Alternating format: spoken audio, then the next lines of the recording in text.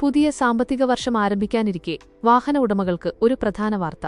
April 1 മുതൽ രാജ്യത്തെ ദേശീയപാതകളിലെ toll നിരക്കുകളിലും FASTag വാർഷിക പാസ് നിരക്കുകളിലും മാറ്റം വരുത്താൻ ദേശീയപാത അതോറിറ്റി തീരുമാനിച്ചു.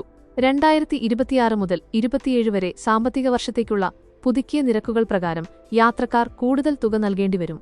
ഓരോ വർഷവും നടത്തുന്ന നിരക്ക് പരിഷ്കരണത്തിന്റെ ഭാഗമായാണ് ഇത്തവണയും ഫാസ്ടാഗ് നിരക്കുകൾ ഉയർത്തുന്നത്. മൊത്തവില സൂചികയെ അടിസ്ഥാനമാക്കിയാണ് NHAI ഓരോ വർഷവും ടോൾ നിരക്കുകൾ പരിഷ്കരിക്കുന്നത്. ഏപ്രിൽ 1 മുതൽ പ്രാബല്യത്തിൽ വരുന്ന പുതിയ നിരക്കുകൾ പ്രകാരം വാർഷിക പാസ് എടുക്കുന്നവർക്ക് നിലവിലുള്ളതിനേക്കാൾ 3 മുതൽ 5% വരെ വർധനവുണ്ടായേക്കാം. ടോൾ പ്ലാസകൾക്ക് 20 കിലോമീറ്റർ പരിധിയിൽ താമസിക്കുന്നവർക്ക് നൽകുന്ന പ്രതിമാസ പാസ് നിരക്കിലും മാറ്റമുണ്ടാകും. പ്രാദേശിക യാത്രക്കാർക്ക് വലിയ ആശ്വാസം നൽകുന്ന ഈ പാസുകളുടെയും ഫീസുകൾ പുതുക്കി നിശ്ചയിച്ചിട്ടുണ്ട്. ഓരോ തവണയും ടോൾ നൽകാതെ മാസത്തിലൊരിക്കലോ വർഷത്തിലൊരിക്കലോ പണമടച്ച് പാസ് എടുക്കുന്നതുവഴി പതിവ് യാത്രക്കാർക്ക് വലിയൊരു തുക ലാഭിക്കാൻ സാധിക്കും.